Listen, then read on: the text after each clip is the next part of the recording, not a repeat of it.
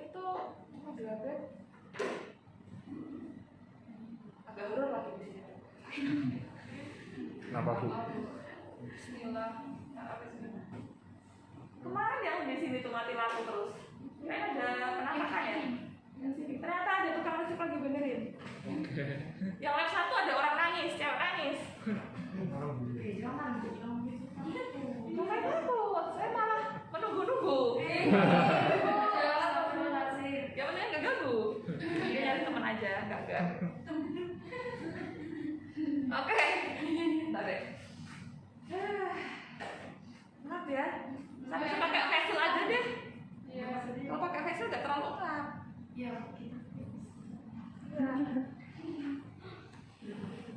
Oke.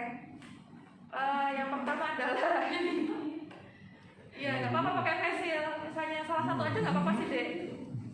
Saya tidak yang terlalu saklek sih. Yang penting tuh ludahnya kalian kalau ngomong nggak kena ke lawan.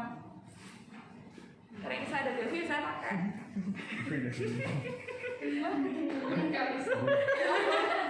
Kalau di Bima kan nggak ada ini ya, nggak ada lemaknya lah ya. Kalau Sama aja Bu, sama Dino. gini aja deh, di sini nggak apa-apa. Daripada nanti kamu masuk angin setelah kuliah saya.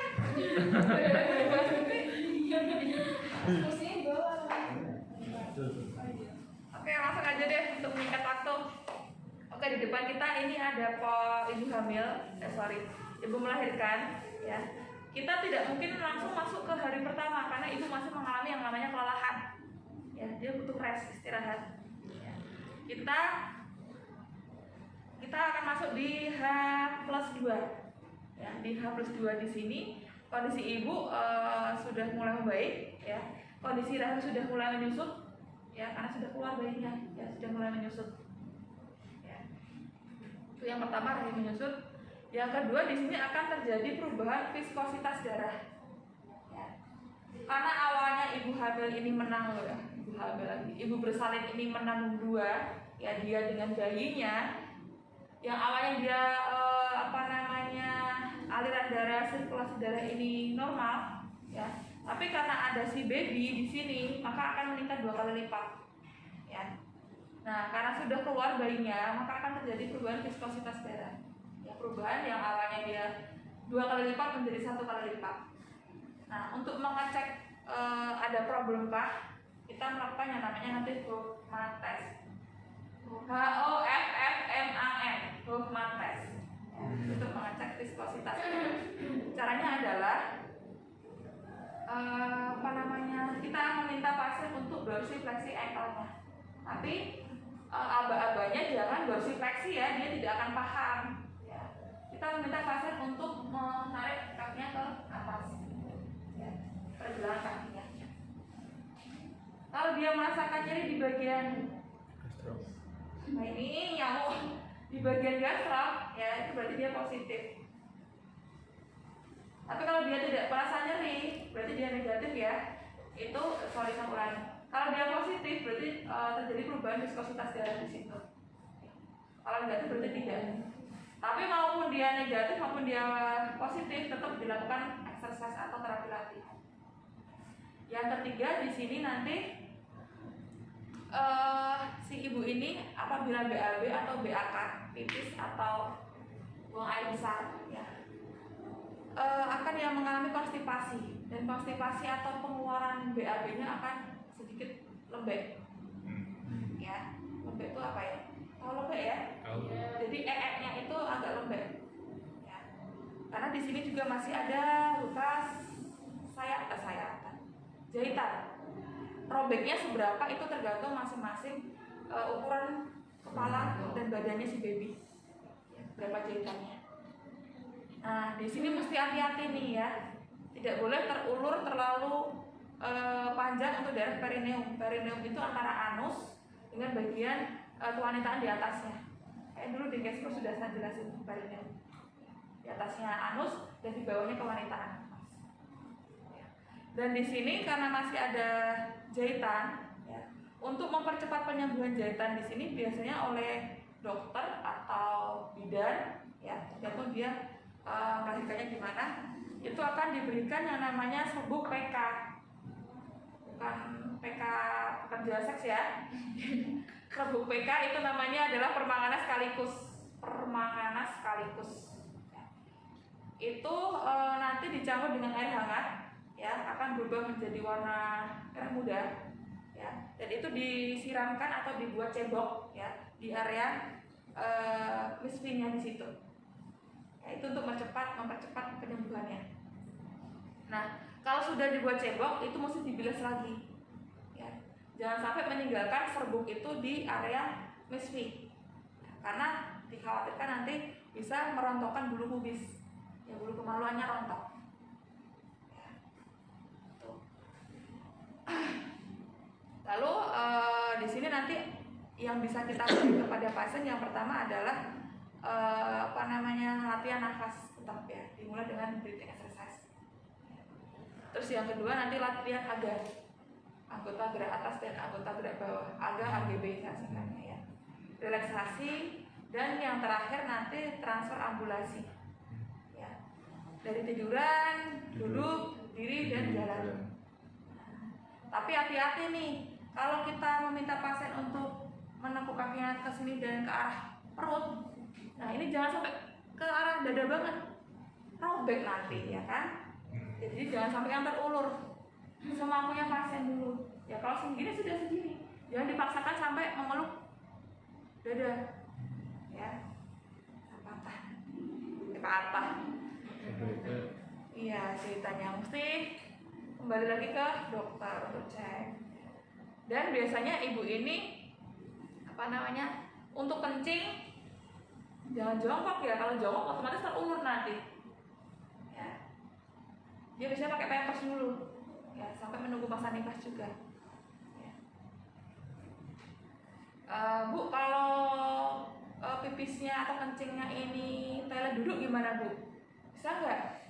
Kalau tadi kan jongkok pasti terulur tuh, ya kan? Nah ini kebetulan dia punya toilet duduk, ya. Lebih aman yang jongkok atau yang duduk? Duduk, ya. Tapi tetap mesti hati-hati aja, ya.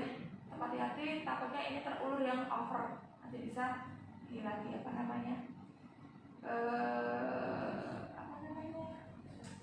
lagi. Kalau ibu saya dulu karena sesar, dia ngangkat apa gitu jadinya lepas jahitannya di perut, ya. Dianggapnya sudah aman, tapi ngangkat apa saya lupa, jahitannya tuh pasti balik lagi. Kalau yang jahitan atau sahitan di perut akan menjadi daging, ya. Bukan kayak yang kita operasi fraktur nanti ya diambil lagi jahitannya akan ini enggak, ya, ini beda lagi. Sahitan di perut itu nanti benangnya akan jadi daging. Nah, mungkin ini dijahit nanti berapa bulan dilepas diambil lagi, enggak, ini jadi daging, ya. Jadi nggak bongkar pasang 2 kali, ya, kasihan, ya. Terus kemarin kelompoknya siapa, ya? Kelompok pertama cocok semua yang gila-gila itu. Bu, misalnya punya anak banyak, itu boleh SC berapa kali? Misalnya Devi tahun ini SC, tahun depan boleh SC lagi enggak? Ya, Boleh. ya. 3 tahun. Baik. Ceritanya kan Iya. Lalu kalau kebobolan gimana, Bu? Ada pertanyaan tuh, kemarin siapa ya? Siapa yang nanya? Oh, kalau pertama tuh gila tuh. Misalnya nih udah ngelahirin, terus 3 bulan kemudian ketahuan kalau dia tak hidung lagi. Soalnya udah gak bisa nahan, ya, misalnya, ya. Boleh. Ini contoh, ya. Ini contoh. Gimana tuh, Bu? Ya tetap nanti konsultasi ke dokter, ya, untuk keamalannya. Dia lahirnya normal atau boleh SC lagi, ya. Itu dokter kandungan yang bisa memutuskan. Kita tidak bisa ke ranah tersebut, ya, kita nggak tahu. Oke, langsung aja. Bentar, ya.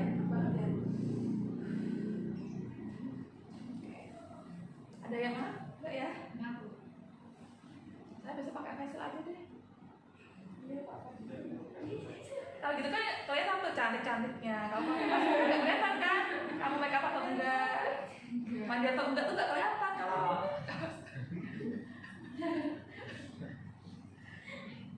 Nanti saya cari facial saya. Oke, Oke, yang pertama apa tadi? Oh sorry, saya langsung aja ke pos SC ya. Nanti baru terapi latihannya. Oke, kalau pos SC di sini nanti ada 2 anestesi, lumbal. Ya, lumbal itu nanti yang mati rasa mulai dari perut sampai ke kaki. Kalau jam 9 saya dikodein deh. Dari mulai perut sampai kaki mati rasa. Ya. Kalau yang general ini semuanya mati rasa. Kalau yang lumbal tadi potensial terjadi gangguan pernafasan. Ya. Kalau balik. Kalau lumbal tidak potensial terjadi gangguan pernafasan. Tapi kalau yang general, ya anestesi total nih seluruh tubuh mati rasa, dia potensial terjadi gangguan pernafasan.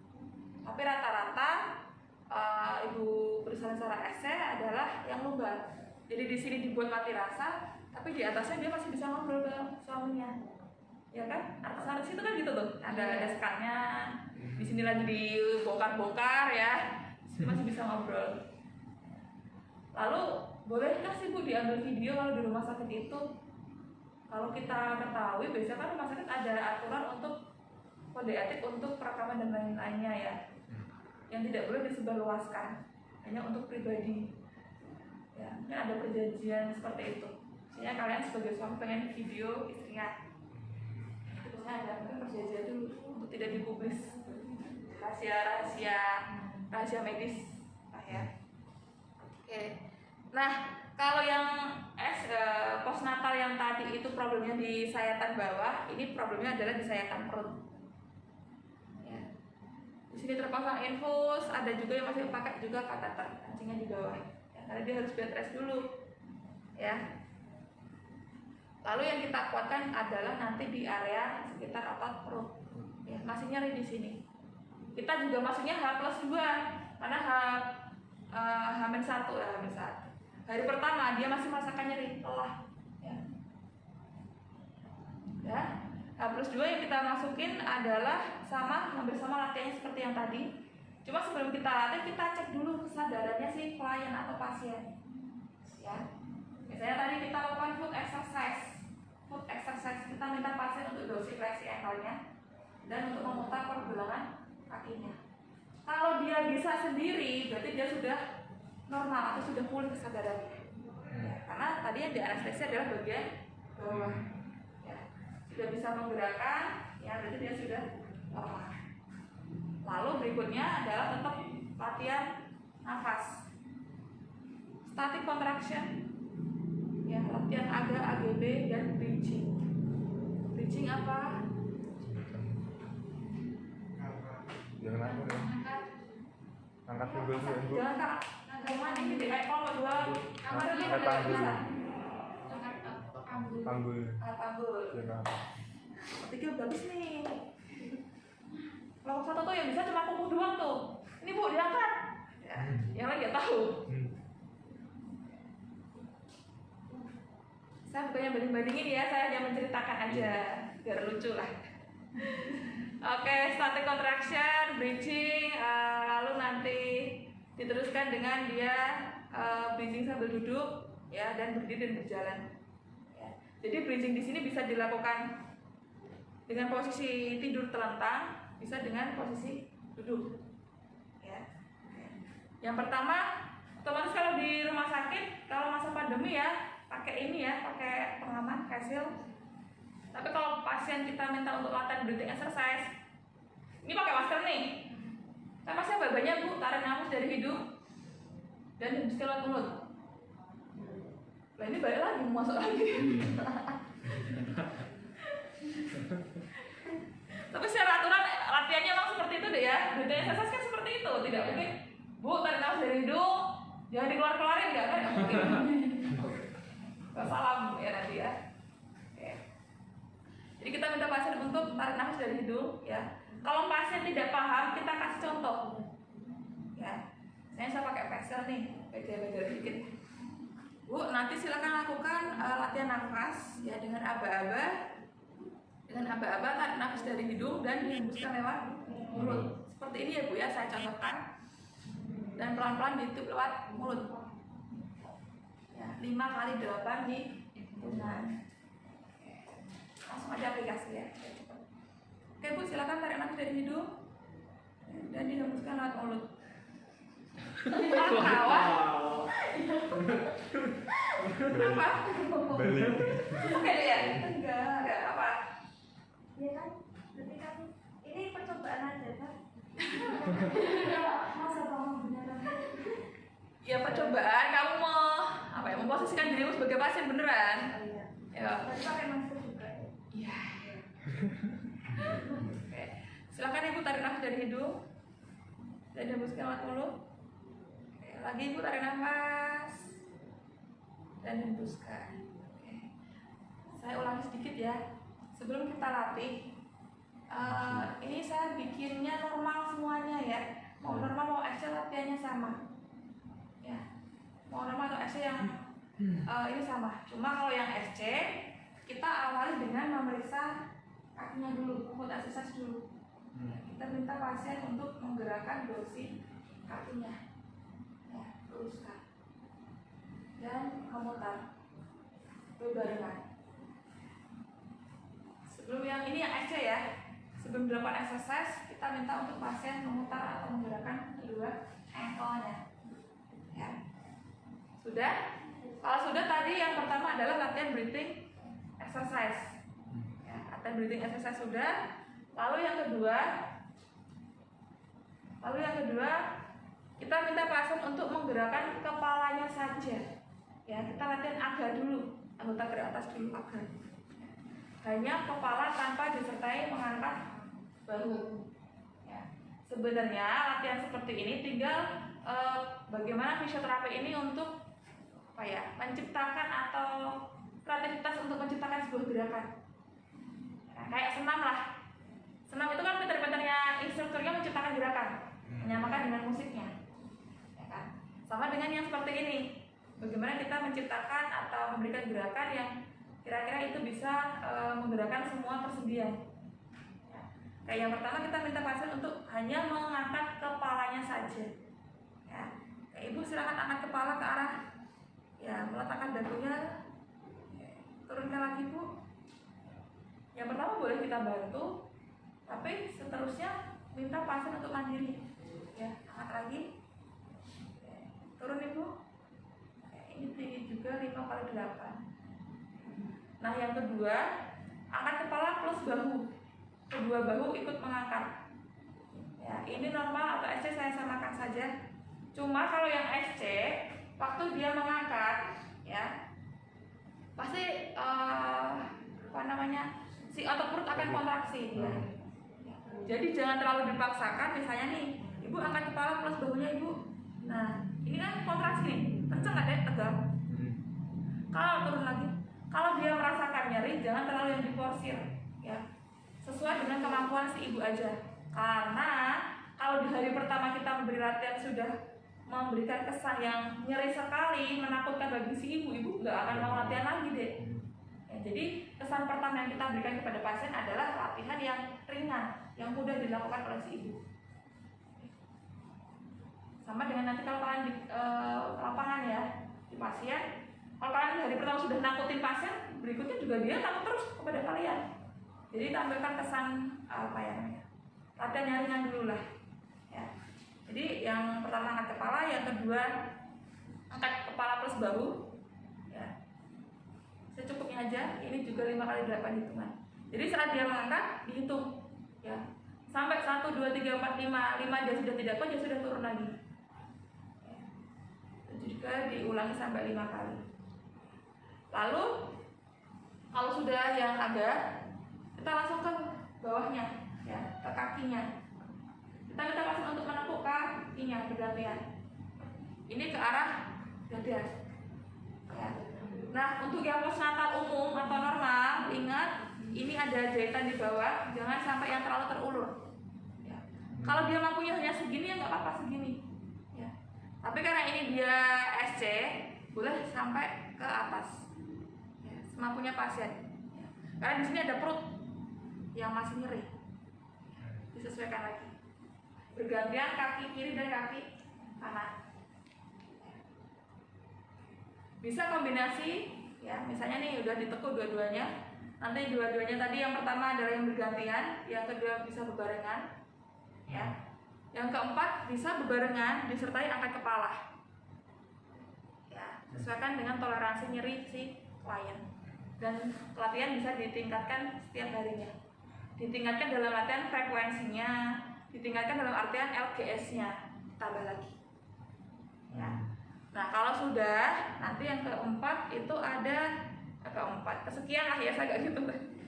Kita statik kontraksi, ya masih ditekuk, ya.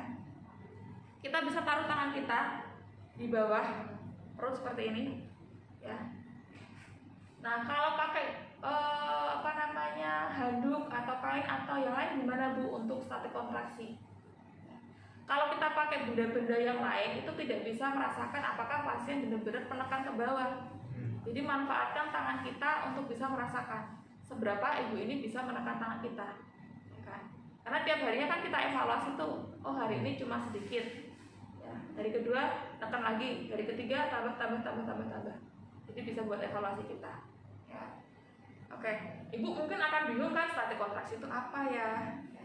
Jadi ibu kita minta untuk menekan, ya, menekan tangan kita yang ada di bawah. Misalnya nih, ibu tarik nafas, hembuskan ibu. Saat dihembuskan, minta si pasien untuk menekan tangan kita. Kok gak kerasa ya Bu ya? Misalnya, oke, relax ibu. Coba tarik nafas lagi ibu. Hembuskan. Tekan lagi Bu semampunya. Oke, lepas. Devi nggak bisa ya. Mungkin pernah diajari sama siapa ya? Kalau ditengok gini loh, Dek. Ini apa ya? Udah ini kan udah kan? Iya. Jadi taruh di bawah, harus suruh menekan tangannya. Iya. Berarti bisa dong. Bisa. Seperti itulah kurang lebih. Bedanya kan ini posisinya tidur. Kalau udah ini kan sambil berdiri. Seperti itu. Mungkin yang lain paham ya? Sudah pernah mempraktekkan? Bisa? Pakai tangan sendiri atau tangan temennya? Tembok. Iya, pakai tembok. Kalau maksudnya nggak pakai tangan boleh? Oh enggak? Jadi misalnya nih, contoh, berarti cuma gini aja. Iya. Tapi harus ditekan perutnya dulu. Iya, kan nggak kerasa nih. Maksudnya kalian bisa merasakan kalau misalnya si siapa dia? Sandra sama Devi yang berdiri, Sandra pakai tangannya, ya masukin ke belakangnya Devi. Minta Devi untuk menekan tangan kamu, kan kamu bisa merasakan. Tapi kalau kamu sendiri kan kadang masih bingung. Ya. Jadi praktekin saja ya. Jadi belum terlalu lurus, kayaknya agak keras. Coba ya. Kalau saya malah lebih enak ditekuk. Oke, ibu tarik nafas. Hembuskan. Tekan ibu ke bawah. Relax. Ya lebih bisa. Cuma kurang dikit. Ya tarik nafas lagi ibu. Hembuskan. Tekan tangan saya ibu. Oke, ini dilakukan 5 kali 8 juga ya. Next kita lakukan bridging atau angkat panggulnya. Karena ini pasiennya sehat, pasti dia mampu yang tinggi, ya. Cuma karena ini kebetulan pasiennya dia sesar, masih takut karena nyeri, wajar kalau nanti cuma sedikit angkat pantatnya. Ya, nggak apa-apa, nanti bisa ditingkatkan setiap harinya. Oke, ibu silakan angkat pantat ibu. Turun lagi ibu. Lagi. Turun lagi. Next, kalau sudah seperti itu dia mampu mengangkat pantat, berarti dia sudah siap untuk nanti persiapan berdiri, ya. Karena dia panggungnya sudah kuat, ya. Karena orang mau bangun kan otomatis angkat pantat kan, ya kan, mau berdiri kan angkat pantat. Jadi terlalu tinggi. Oke. Nah, kita bantu untuk miringin pasien. Kondisi pasien pakai infus ya. Ingat, biasa nanti timbul darah di sini. Kadang kan yang infus bisa keluar darah kan? Iya. Oke. Sama dengan dua kelompok sebelumnya, saya kasih pertanyaan. Mungkin bukan di materi saya ya. Bagaimana cara memiringkan pasien stroke, ya, yang lemah yang kaki kanan. Geserin. Dari kaki sampai atas ini lemah. Miringnya ke sana atau ke sini? Ke yang sehat. Ke yang sehat. Iya. Ke yang sehat. Iya. Ke sini yang ke itu tapi nggak ditumpuin kaki sehatnya. Kamu berarti yang sakit. Ini yang Tapi sehat. nggak ditumpuin kaki sehatnya. Jadi dimiringin. Kita coba praktekkan kalau yang sisi sehat. Berarti yang sehat yang kiri. Iya. Pasien mandiri ya, dia bisa miring sendiri. Coba. Gimana caranya pasien sisi sini kan lemah, otomatis dia butuh tenaga untuk iya cara coba. Ya nggak bisa ini. Keplay, berarti keplay itu lemes. Gimana dia mau bisa miring karena di sini lemah? Ayo nggak apa-apa, ngomong aja. Saya tahu senang kalau berdebat. Diskusi kan kita. Iya deh. Ini yang sehat nih. Ini yang sakit. Berarti kaki yang lemah di atas. Kaki yang lemah di atas. Kaki yang sehat tuh. Dibantu tuh. Ini. Enggak. Berarti kita yang bantu. Kita yang bantu terapisnya. Kita yang menaikkan kaki ini ke kaki yang sehat. Tapi kalau pasiennya bisa nggak apa-apa sendiri. Oke. Coba ya. Sekarang coba saya miringkan ke sisi yang sakit. Ini kaki yang sehat, dia bisa nekuk sendiri.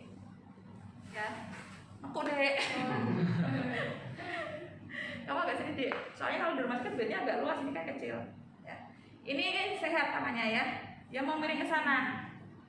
Ya, kebetulan sisi yang kiri ini sehat. Ya. Misalnya nih si pasien, ini kan keplay lemes, ya. Dia mau miring ke sana. Bahunya dia ini kan masih sehat nih. Dia masih bisa mengangkat badannya ke sisi yang sakit. Kakinya juga masih bisa membawa ke sana. Tangannya dia bisa pegangan di sampingnya untuk menarik badannya. Ya. Nah, gimana kondisi kakinya mau turun ke sana atau mau menjuntai ke bawah? Ya. Si kaki yang sehat, ya. Kaki yang sehat bisa membantu menumpahkan, dia akan mendorong atau masuk ke bawahnya. Ya, masuk ke bawahnya, lalu dia mendorong kakinya yang sakit ini atau menggesernya ke bawah. Ya, sorry deh ya, kamu tetap miring. Nah, bagaimana dia bisa mengangkat badannya sedangkan sisi yang kanan lemah? Ya, tangan yang sehat, dia pegang pinggir bed, ya. Dia membantu mendorong atau mengangkat badannya, bisa. Ya, sorry ya. Masa belum diajari tadi? Udah kan? Ini udah, kalau kamu kemarin kok belum ya katanya? Oke, udah langsung ya. Tapi ingat tadi ada infus harus dibantu untuk dipindahkan ke depan. Kita kembali ke pos essay. Tadi hanya sedikit tambahan ilmu lah ya. Bu, kalau pasnya gede gimana Bu? Misalnya nih pasnya segini. Terapisnya kecil segini nih. Ya nggak apa-apa tuh dek. Dia mau berdiri atau berjalan ya pakai welcome di depannya. Otomatis kamu kan akan membantu. Jangan sampai kamu jatuh di depan klien. Itu menimbulkan pasiennya tidak percaya diri, takut jatuh lagi. Minta tolong keluarganya aja untuk mendampingi. Syukur-syukur cewek cowok. Kalau kamu memang nggak sanggup, ya sudah serahkan ke rekan FT yang lain. Oke, pasien sudah duduk seperti ini ya. Kalau terpasang kateter, hati-hati kateternya jangan sampai terlepas selangnya nanti muncrat. Saya pernah kejadian seperti itu deh. Wah, dapat vitamin C ya, rasa jeruk. Saya habis perawatan ya kan, terus buat facial ya. Enak banget. Nanti kalian juga merasakan lah. Diludahin pasien, dipipisi pasien, ya. Luka-luka degubitus ada. Enak, sensasinya beda-beda deh. Sudah duduk seperti ini, kita akan minta pasang untuk bridging. Ya, bridging sambil duduk tuh gimana Bu? Ya, bridging sambil duduk. Ingat ini pasang infus. Kalau kita minta pasang untuk menumpu, takutnya nanti keluar darah di sini. kita bisa manfaatkan tangan yang satunya yang tidak terpasang infus. Ya. Bridging di sini bisa minta pasien untuk mengangkat pantatnya ke kiri atau ke kanan. Jadi menggeser pantat, ya, menggeser pantat ke kiri dan ke kanan. Ya. Bu, Kiri atau kanan. kalau udah posisi duduk gini, darahnya udah naik gimana? Kalau udah darahnya udah naik, tetap dilanjutin nggak? Oke, kalau keluar darah ya intinya ya. Kalau keluar darah tetap dilanjutkan atau tidak? Ya. Ditunggu dulu sampai normal. Ya. Dan kalau dia awalnya SC terus duduk, ditanya dulu deh, pusing atau tidak? Sorry tadi kelewatan. Dia pusing, mual, atau lemes atau yang seperti apa? Kalau dia pusing, stop dulu, jangan dilanjutkan. Ya. Atau suruh diminta untuk merem dulu. Bisa kalau pusing diminta untuk merem dulu. Merem baru buka. Kalau dia tetap masalah pusing ya stop dulu aja, ditensi. Ya, takutnya ada apa naik tekanan darahnya. Ya. Kalau dari keluar darah ditunggu dulu aja sampai normal. Kalau memang lama dan pasien merasakan pusing atau mual, stop dulu aja. Ya, sudah. Lalu kita minta pasien untuk bridging tadi, ya. Jadi menggeser pantatnya ke kiri dan ke kanan. Ya. Bisa dengan pijakan, jadi mengepal, ya, dan meminta pasien untuk menggeser kiri atau kanan pantatnya. Kalau pasien bingung dicontohin, ya. Bisa ya ibu ya. Coba ibu geser pantatnya ke kiri atau ke kanan. Ya. Dan sebelumnya ini nggak cuma sekali, 2 kali ya, tapi ya 5 kali kiri, 5 kali kanan, dan ongkang-ongkang tadi saya lupa. Ya, ongkang-ongkang. Kalau sudah, kita persiapan berdiri. Ya, minta pasien untuk pelan-pelan menggeser pantatnya ke bawah. Ya. Oke. Berdiri dia pusing atau tidak? Ya. Kalau pusing hentikan, stop dulu, istirahat, duduk kembali. Ya. Kalau tidak merasakan pusing, mual dan teman-temannya, minta pasien untuk melangkah ke depan kembali. Kalau sudah merasa keseimbangannya bagus, berjalan maju ke depan. Ya. Nah, untuk selanjutnya nanti ibu pulang ke rumah, kita berikan PR untuk Kegel, ya, latihan senam nifas untuk mengembalikan kemampuan otot dasar panggul, perut dan teman-temannya. Ya. Jam berapa dek? 8.58. Dikit lagi. Saya praktekkan Kegel. Nanti kalian keluar, kan udah nggak ada kulit kan? Kalian keluar dengan urut absen praktek Kegel. Ya. Oke. Kebetulan saya pakai celana yang ini namanya. Ya. Mungkin yang cewek-cewek sudah pernah mempraktekkan atau mungkin ikut di sahabat senam ya. Jadi nanti minta pasien, sorry ini berarti ya videonya dari sana kan. Minta pasien untuk mengkontraksikan otot perut, ya, otot perut dikontraksikan, jadi tekan ke dalam, disertai dengan panggul kita atau pantat kita ini mengerut ke dalam. Bertarik. Nah, saya kencengin celana saya dulu. Ini bukan satu hal yang perlu deh ya. Iya. Nah, ini biar kelihatan soalnya. Lihat terus saya. Bu, apa sih pinggul ke dalam itu seperti nahan kencing itu? Ya, dengan kencing. Ya. Jadi ngempit lah. Ngempit ya, ngempit kayak nahan kencing, nahan pipis. Ya. Iya. Ini saya masih normal. Ya, kelihatan di video? Kelihatan. Masih normal ya, belum mulai. Oke. Kita pasien untuk mengkontraksikan otot perut, ditekan ke dalam, dan nanti pinggulnya seperti menahan kencing. Ya, jadi ngempit. Jangan ketawa, kalau ketawa nggak bisa nanti. Bebarengan ya. Misalnya nih Bu, silakan Ibu tarik nafas dulu. Ya, tarik nafas dulu. Hembuskan. Oke Bu, kontraksikan otot perut. Kayak pinggulnya nahan kencing. Kalian lihat perut sama Pak dari belakang ya? Bisa Bu. Oke. Dari belakang lihat pantatnya dulu deh ya. Yang seperti ini. Tarik nafas. Hembuskan. Kayak kontraksi kempit. Lepas. Kempit lagi. Lepas. Kempit. Lepas. Dari samping. Ya, dari samping. Oke, dari samping tarik nafas. Hembuskan. Kontraksi. Lepas. Kontraksi.